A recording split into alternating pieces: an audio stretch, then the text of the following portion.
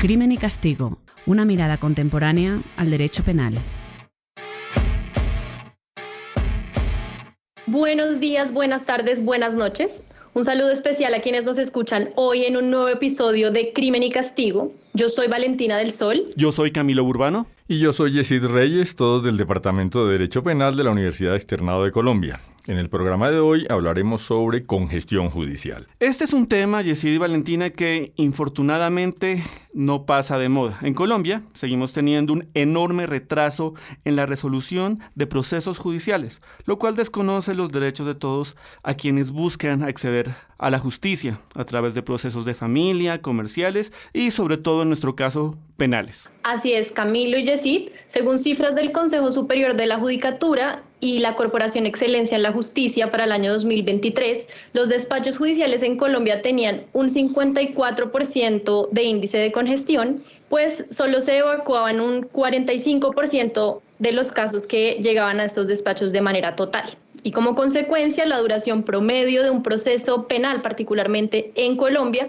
es de 1.700 días para la emisión de una decisión condenatoria sin que existan tipos de solución anticipada, preacuerdos, negociaciones o aceptación de cargo. Una de las propuestas más recurrentes y simplistas que se suelen hacer para enfrentar este problema es la de incrementar el número de funcionarios judiciales. Incluso hace ya parte del imaginario popular un supuesto número de jueces por cada 100.000 habitantes que la OCDE recomendaría, sin que nadie haya sido capaz hasta ahora de encontrar la fuente de esa supuesta cifra. Pese a su evidente falta de respaldo, se la sigue invocando de manera reiterada como un argumento para insistir en que Colombia debe aumentar el número de sus jueces como un presupuesto mínimo para superar sus problemas de congestión judicial. Para hablar de congestión judicial, precisamente hemos invitado a Carlos Guzmán, magistrado del Tribunal Superior de Bogotá y profesor de nuestro Departamento de Derecho Penal y Criminología. Queremos conversar con él sobre la verdadera magnitud del problema, sobre sus causas, sobre las propuestas de solución que se han planteado y, no menos importante, sobre las acciones que se han venido implementando para mejorar la situación, entre otros mecanismos de terminación anticipada del proceso. Bienvenido, Carlos. Muy buenos días a todos y a todas. Muy buenos días, Valentina, Yesid, Camilo. Un gusto poder estar aquí con ustedes hablando sobre este importantísimo tema para la Administración de Justicia de Colombia. Ahora, en Crimen y Castigo, el debate. Pues además de esta primera respuesta que se suele dar al problema de la congestión judicial, que es aumentemos el número de jueces, ¿qué otras propuestas se suelen hacer para tratar de mitigar esa congestión judicial? Sí, en efecto hay una gran preocupación por el número de jueces y de funcionarios judiciales, y ahí incluyo también a la Fiscalía, frente a la tasa poblacional. Y creo que estamos de acuerdo en que tal vez ese parámetro no es el más adecuado para medir la necesidad o la demanda de servicios administrativos de justicia. Sería importante evaluar, por ejemplo, cuál es el número de jueces que se necesitan por caso. Eso creo que sería un estándar un poquito más objetivo, no solamente porque a veces nos comparamos con países desarrollados sobre los cuales, por ejemplo, la tasa de homicidios no es la misma que puede tener Colombia, que es un parámetro usualmente objetivo para definir el nivel de conflictividad y de delictividad que hay en un país, sino cuántos jueces se requiere y cuántos fiscales se requieren para poder resolver oportunamente un caso. Para poder solventarlo más allá de la necesidad permanente de jueces y de fiscales, hay un punto adicional y es revisar qué es lo que está sucediendo, por ejemplo, en términos de litigiosidad. ¿Cuántos casos estamos nosotros revisando dentro de casos que podrían ser o no resueltos por la jurisdicción penal o tal vez por otras áreas del derecho? Y además, el tema frecuente de las insuficiencias estatales que hay que generan demandas de tutela, necesidades ciudadanas en materia de derechos fundamentales que hacen que mucha del tiempo que determina o demanda un funcionario judicial en su trabajo del día a día tiene que ver con responder de alguna forma a esas demandas ciudadanas en cuanto a derechos fundamentales por el camino de la tutela. Entonces, esto es como un panorama muy general. Ya en el plano penal, lo que hemos visto es que parte de la congestión judicial se orienta principalmente a que todos los casos, por una política legislativa tal vez errada, una política criminal no muy adecuada, se orientan a que sean llevados a juicio. Sin mencionarlo, tácitamente el legislador lo que está haciendo es que muchos casos que podrían resolverse con otras formas como principios de oportunidad de preacuerdos tengan necesariamente la vocación de ser presentados y bateados en un juicio oral cuando pudieron haber sido resueltos por otros caminos de una forma más eficiente, incluso con una condena mucho más oportuna que una que pueda tardar unos años en emitirse con una condición bastante aleatoria, por decirlo de alguna forma. Antes de seguir hablando de todas esas ideas de cómo manejar los casos que llegan al sistema. Si uno le plantea este problema a un ingeniero, el ingeniero probablemente le dirá, ¿y por qué no piensan en controlar la entrada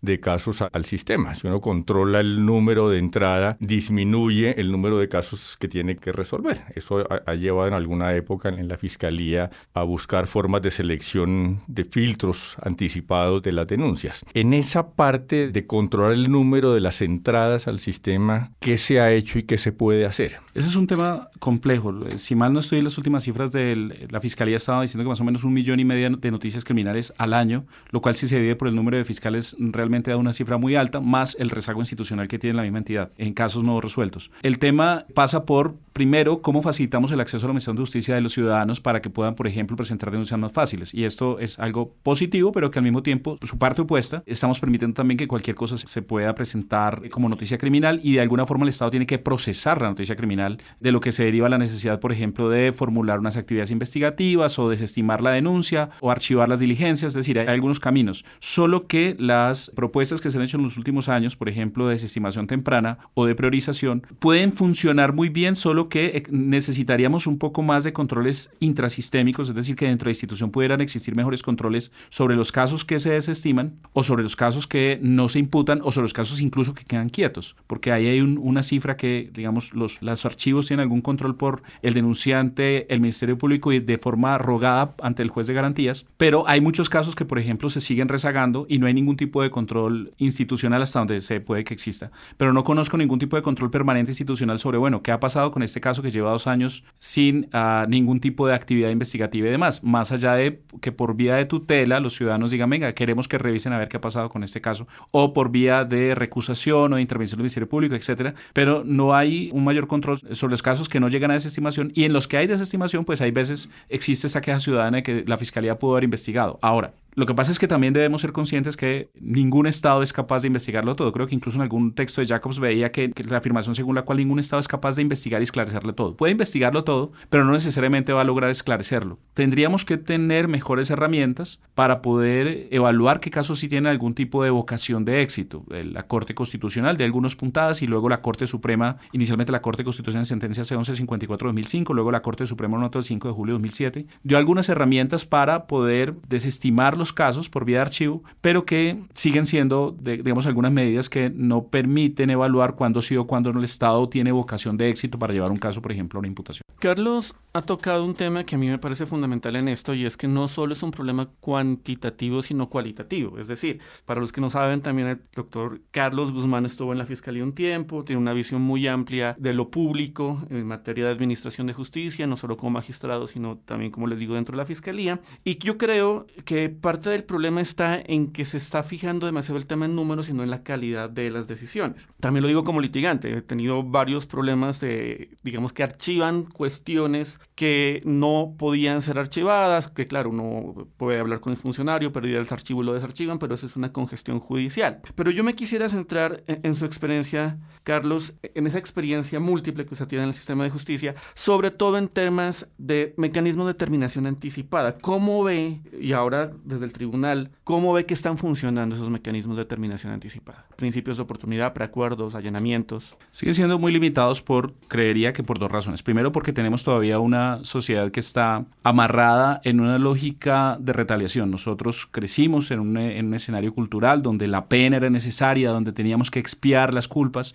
y la mejor forma de expiación que conocemos, o por lo menos la más difundida, o la que los ciudadanos ven como la única alternativa, es la cárcel. Pero no encontramos como sociedad mejores herramientas distintas a la cárcel, por ejemplo, para solucionar conflictos. En algún texto de Roxin señala que, por ejemplo, la reparación de perjuicios puede tener una función de prevención especial, en el entendido que el ciudadano sabe que tiene que sacar de su bolsillo para poder sufragar algunos daños que haya causado. Entonces, creo que pueden existir mejores herramientas que tal vez no hemos explorado con suficiencia, por ejemplo, ampliar las posibilidades de conciliación, fortalecer un poco la mediación, reconsiderar el tema de la indemnización integral de perjuicios que está en el Código Penal. Decía hace un momento, por ejemplo, el tema del principio de oportunidad, donde existen mecanismos de justicia restaurativa, donde encontramos también herramientas que tienen que ver con colaboración eficaz, o casos en los cuales la dogmática no alcanza a cubrir de forma plena, pero que podrían, por razones político-criminalmente adecuadas, no ser necesario que lleguen a una sentencia de escasa lesividad o de escasa necesidad de pena, etcétera. Pero también, y eso me lleva al segundo punto, también es importante que desde el camino de la política criminal nos estén restringiendo las posibilidades de estas salidas alternas. Es decir, tenemos la figura del principio de oportunidad y frecuentemente encontramos, bueno, pero el principio de oportunidad no se podrá aplicar en los siguientes casos y el legislador entonces va poniendo cada vez más casos donde no procede el principio de oportunidad. Tenemos los preacuerdos o tenemos la figura de los allanamientos, pero entonces el legislador de vez en cuando pone una norma que dice, sí proceden los preacuerdos, pero no tendrás rebaja, sí procede el allanamiento, pero tendrías que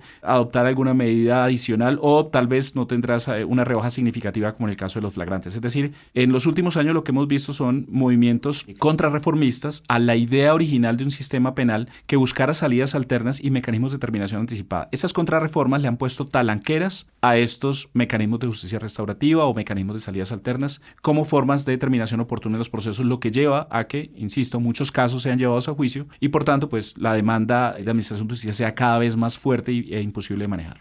Carlos, hablemos ahora de cuáles son las consecuencias de este atraso procesal respecto de los derechos de las personas que acuden a los tribunales. Porque si bien es cierto que la visión institucional y sistémica que propone Yesid es fundamental para encontrar una solución a este problema, también vemos que desde distintos ámbitos, en materia constitucional, pero también en el derecho internacional de los derechos humanos, hay un constante reclamo hacia el Estado colombiano por la falta de acceso a la justicia y de recursos judiciales efectivos y del cumplimiento de estos recursos en un plazo razonable, especialmente en relación con los derechos de las víctimas, pero también en relación con los derechos de las personas que están siendo procesadas penalmente y que están durante tiempos excesivos privadas preventivamente de su libertad, por ejemplo. Entonces, ¿cómo podríamos entender esta visión, estos principios que tú planteas que nos permiten analizar sistémicamente qué es lo que es mejor respecto de los derechos de las personas que están ahí? ¿Cómo podríamos entender que esto también, estas alternativas de las que hablamos, también benefician la garantía de los derechos humanos de las personas vinculadas a los procedimientos? Claro, no estoy seguro si entendí bien la pregunta, pero claro, hay un compromiso desde 1985 que tiene el Estado colombiano, hay una resolución que es la 4034 de 1985 de Naciones Unidas, que es los principios para las víctimas de delitos y abusos del poder, que imponen la obligación a los estados de generar mejores prácticas, no solamente para que las víctimas sean escuchadas, sino para que las víctimas puedan participar en la solución de sus casos. Entonces, sí, de alguna forma existe ese compromiso que la jurisprudencia constitucional aprobada desde el 2001, luego en el 2002 se hizo un poco más amplio, viene señalando sobre la importancia de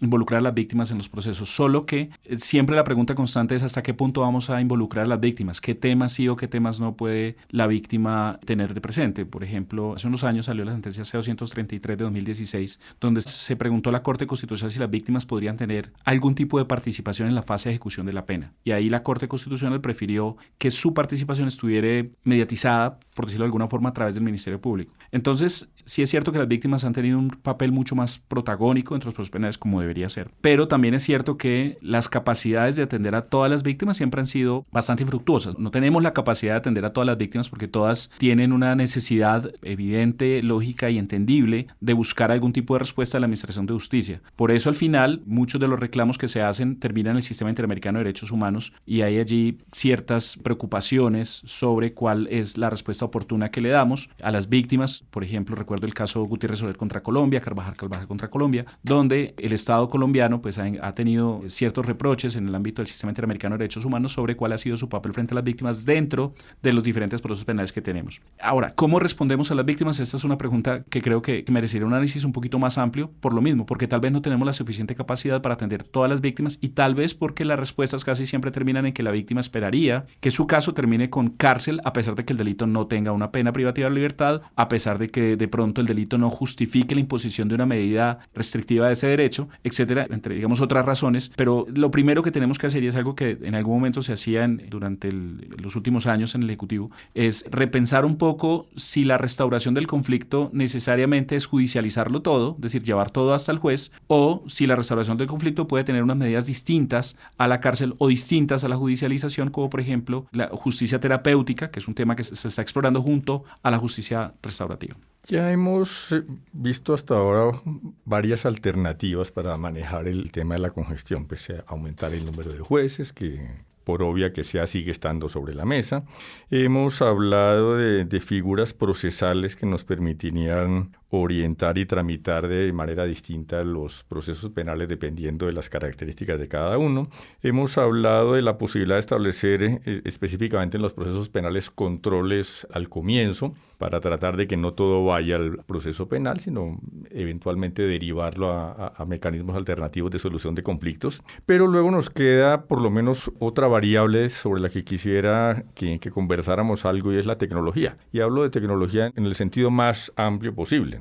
Los procesos penales comenzaron sin máquinas de escribir. La máquina de escribir fue un adelanto tecnológico muy útil, el papel carbón también, luego los computadores, y en fin, vamos aumentando mucho. ¿Qué tan rezagados estamos en administración de justicia frente a los avances tecnológicos? Bueno, eso puede tener varias respuestas, porque un poco también el tema de la administración de justicia depende de distintos factores en temas tecnológicos. Por ejemplo, en dónde estamos. Las capacidades de contar con banda ancha en San Andrés y Providencia, en Leticia o en algunas otras regiones del país es bastante limitada. No hay 5G, mucho menos hay 4G. Entonces, esto hace que, por ejemplo, la posibilidad de realizar una audiencia por Teams se restrinja muchísimo en algunas regiones del país. Allí no hay suficiente conectividad y esto limita un poco la capacidad de la Administración de Justicia de poder entrevistar a un testigo que ya no está en Leticia. Supongamos que le hayan hurtado sus pertenencias en Leticia, pero está en Bogotá. La posibilidad de entrevistarlo, de tomarle una declaración estando él en Bogotá desde Leticia, se van a restringir muchísimo. Entonces, sí hay un rezago, pero es un rezago que tiene que ver un poco también con la infraestructura del país en materia de tecnología.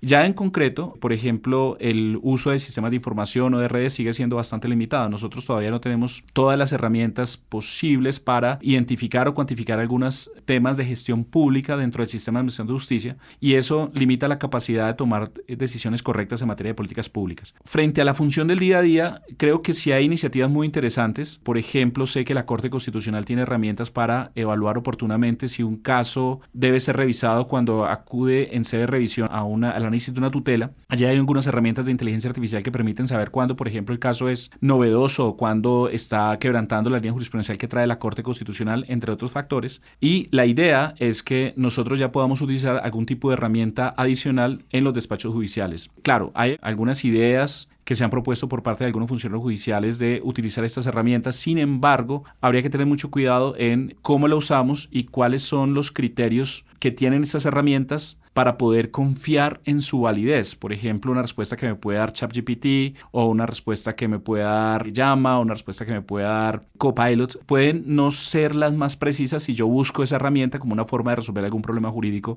en mi calidad de juez. Entonces, sí creo que hay algunos intentos interesantes de optimizar el uso de herramientas tecnológicas, pero creo que sería preferible, y creo que en eso está trabajando de forma muy contundente el Consejo de la Judicatura, sería preferible saber qué herramientas son correctas y adecuadas en el uso diario de la Administración de Justicia, pero sobre todo, cuál es la mejor forma de aprovecharlo. Voy a poner un ejemplo muy sencillo. Nosotros tenemos todos los días audiencias. Sin embargo, en el modelo norteamericano casi siempre hay una persona, un clerk, que está allí tomando notas de todo lo que sucede en la audiencia, tiene allí su maquinita, entonces la gente va viendo, puede ser una pantalla, qué es lo que están diciendo los testigos y pueden acudir rápidamente al registro de lo que dijo el testigo sin necesidad de devolver la grabación. Esta herramienta, que es muy sencilla, hoy lo pueden hacer algunas aplicaciones, y es transcribir las audiencias. Esa es una herramienta que no tenemos 100% disponible en los funcionarios judiciales. Entonces, si esta sencilla funcionalidad de transcribir audiencias automáticamente la pudiéramos tener, esto le ahorraría muchísimo tiempo, no solamente a los funcionarios judiciales, sino también al fiscal, al defensor, al representante de víctimas, al Ministerio Público e incluso al procesado, que quisiera, por ejemplo, repasar qué dijeron sus testigos para presentar su propia versión de los hechos o un alegato de clausura, que lo puede hacer, y por tanto, él en su lugar de reclusión podría revisar fácilmente los documentos escritos en los cuales aparece lo que los otros testigos han dicho, incluso donde aparece una síntesis de la audiencia de imputación. Las herramientas de inteligencia artificial, por ejemplo, servirían muchísimo para resumir ciertas audiencias o ciertos documentos, y esto agilizaría muchísimo más la función de Ministerio de Justicia. Sí creo que hay que empezar a repensarlos. ¿Cómo estamos en función del mundo? Creo que en todo el mundo se están también preguntando cómo las nuevas herramientas y cómo la inteligencia artificial puede hacer mucho más eficiente la labor de Ministerio de Justicia. Así que bueno, ahí estamos nosotros como muy cerquita de la discusión, pero creo que debemos debemos hacerlo con suma y absoluta prudencia. Sí, yo tengo ahí la sensación de que nos movemos entre dos extremos. Uno, el miedo a lo desconocido, que es la tecnología. Yo aquí siempre me acuerdo de que en la década del 80, cuando se propuso cambiar las máquinas de escribir por computadoras, hubo una huelga judicial porque los jueces dijeron que no se iban a dejar reemplazar por computadores, que les parecía un riesgo eso de poner la información, darle enter al computador y que saliera la sentencia. Hubo necesidad de explicarles qué era un computador, cómo funcionaba. Entonces, de una parte está ese miedo a lo desconocido y de otro lado están los que van al otro extremo, ¿no? Que nosotros podemos con inteligencia artificial terminar por suplantar los jueces. Y yo creo que una de las grandes dificultades es encontrar ese punto medio. Yo creo, no sé cómo lo vio usted, que la pandemia nos ayudó mucho a lanzarnos al agua en muchas cosas, ¿no? Como las audiencias remotas, en las que hubo tanta dificultad al comienzo para persuadir tanto a los jueces como a los litigantes de que se introdujeran en ella. Pero, por ejemplo, ese sistema pretoria de la Corte Constitucional es un buen ejemplo de un punto intermedio. Es un uso relativamente básico de inteligencia artificial, pero con unos resultados que por lo que se ve son muy buenos.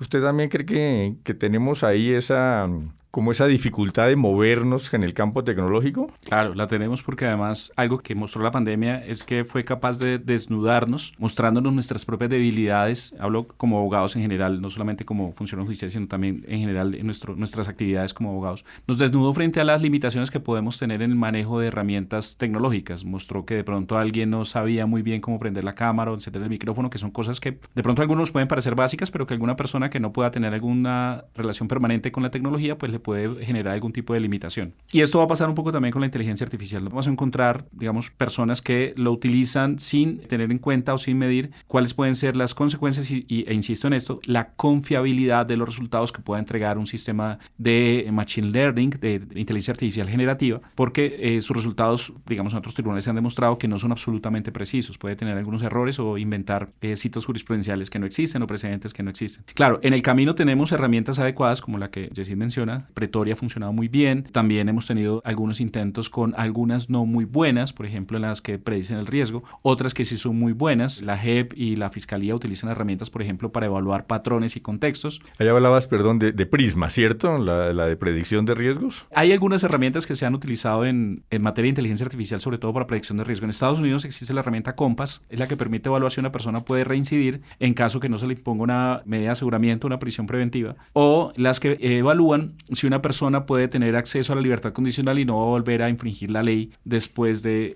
que se le conceda esta opción. En estas se han encontrado, en Compass particularmente se han encontrado algunos, y hay algunos precedentes en Estados Unidos y en Europa, donde se han encontrado que lo que pueden hacer es no solamente replicar los prejuicios que tenemos como seres humanos, sino que pueden exponenciar los prejuicios. Es decir, la inteligencia artificial aprende que los jueces o los litigantes prefieren que una persona con determinadas características tenga una medida de aseguramiento. Y esa preferencia, la inteligencia artificial lo que hace es exponerla, bien sea por alguna pertenencia étnica, por algún país de origen, por alguna condición social, por algún grupo etario, etc. Entonces, Compass y algunas otras herramientas que se han difundido y se han popularizado en el mercado sí tienen este problema de maximizar algún tipo de sesgos y sobre todo no basarse en información suficiente o los criterios son insuficientes para evaluar cuál es el riesgo de una persona. Si en Colombia quisiéramos implementar de fondo una herramienta de estas, tendríamos que saber cómo se alimentó, cuál es el periodo en que se alimentó, cuáles son como los parámetros que se utilizaron, cuál es el algoritmo utilizado. Por ahí hay un blog que se ha escrito aquí en el departamento sobre este tema explicando cuáles son los riesgos y mostrando los precedentes donde han identificado estos riesgos y por qué en algunos casos no sería recomendable utilizar herramientas predictivas de riesgo. En cambio, hay otras que han funcionado bastante bien. Watson, por ejemplo, que es una herramienta que tiene la Fiscalía, que no sé qué tan explorada está, me parece que es una idea interesante porque permite conectar dentro de ese 1,5 millones de denuncias que entiendo están llegando a la Fiscalía, permite conectar, por ejemplo, patrones de características o barrios o sectores para poder identificar algunos datos que no solamente van a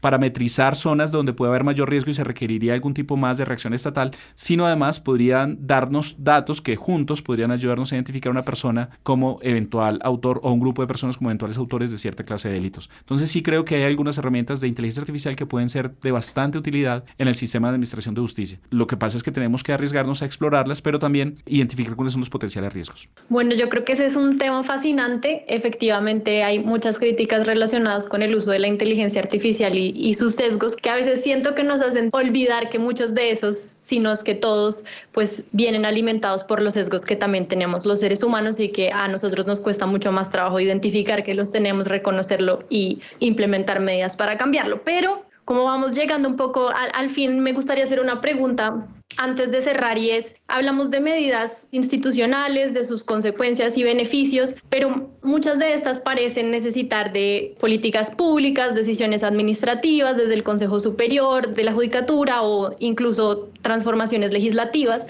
Y me gustaría saber, desde tu experiencia judicial y de lo que has visto en otros despachos, ¿cuáles podrían ser medidas que se están implementando ya en el ámbito judicial propiamente dicho para reducir el rezago? Bueno, hay distintas medidas que desde la perspectiva judicial pueden servir para mitigar un poco el efecto de rezago, pero también el tema de congestión judicial. La revisión, por ejemplo, permanente de nuestra lectura sobre los acuerdos debe ser un imperativo. El 17 de julio de 2024 la Corte Suprema de Justicia emitió la decisión 64-214, que de alguna forma busca mitigar un entendimiento que existía en materia de preacuerdos al extenderlo a los allanamientos. Por ahí creo que hay algunas lecturas favorables frente a cómo maximizamos herramientas que beneficiarían el desempeño institucional del sector justicia. De pronto podríamos explorar si esos mismos argumentos pueden servir en la Ley 1098, que también tiene algunas restricciones, pero también son restricciones que son muy concretas y que se han extendido un poco, o en la Ley 1121, también en delitos, por ejemplo, que tienen que ver con secuestro, extorsión o terrorismo, que pueden tener algún tipo de lectura distinta a partir de la decisión reciente de la Corte Suprema. Sí hay que seguir pensando en estas alternativas que pueden mejorar y que seguramente pueden ayudar mucho al sistema de administración de justicia. Incluso sé que estos temas se abordan en la especialización en Derecho Procesal Penal de la Universidad Externada de Colombia, donde se revisan cuáles son esos puntos sobre los cuales podemos seguir construyendo ideas y consensos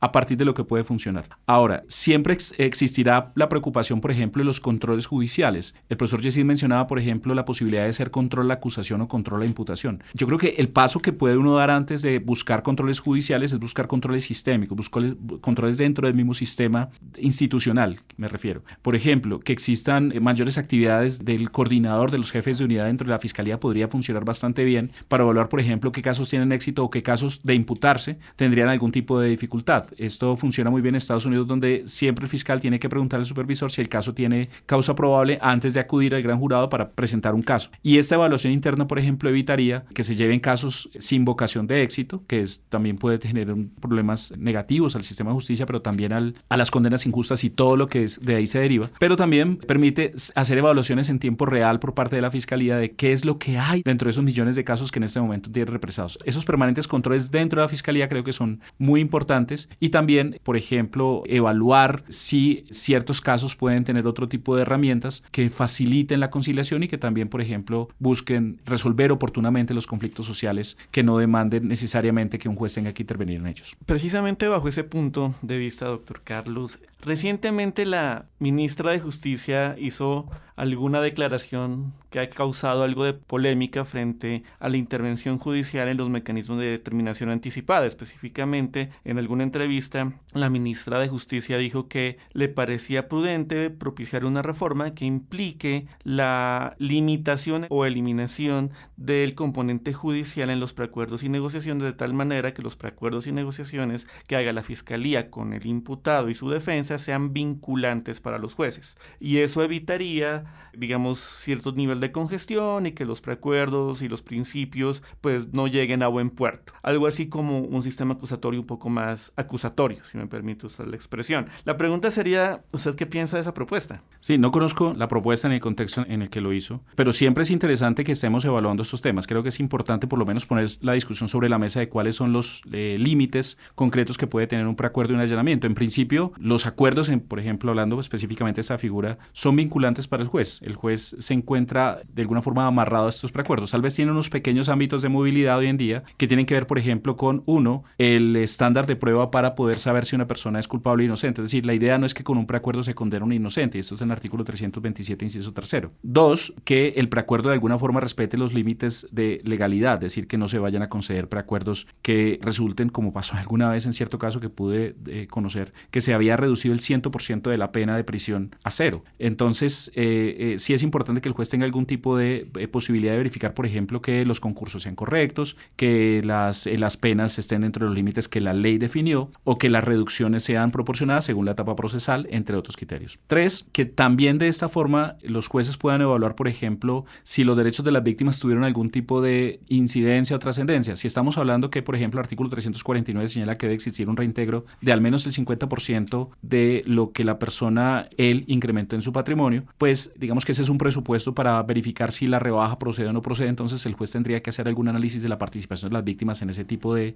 actividades negociadas y consensuales. Sobre esto también hay algunos textos de la Universidad Externado que explican un poco más este tema. Y cuarto, creo que hay un punto que es el más importante y lo pongo de último por una razón más metodológica. Hay un punto muy importante y es saber si la persona realmente era consciente de lo que implicaba renunciar a su derecho a tener un juicio público. Porque precisamente, digamos, se dice que el principio de oportunidad y los preacuerdos hacen parte de un sistema acusatorio, pero no son necesariamente un principio acusatorio. El principio acusatorio implica presentar un juicio y debatir ante un juez las pruebas. Dice en algún texto Ferrajoli, los preacuerdos son precisamente, con otras palabras, son precisamente la negación del principio acusatorio porque el juez se limita a la posibilidad de evaluar si hay testigos o no que puedan soportar la sentencia de condena. Si el procesado está renunciando a esa posibilidad de llevar a juicio sus testigos y de confrontar los testigos de cargo, el juez tiene que estar absolutamente claro sobre cuáles son esos conocimientos que él tiene. Muchas veces los procesados aceptan cargos porque algún abogado, tal vez, o la fiscalía incluso,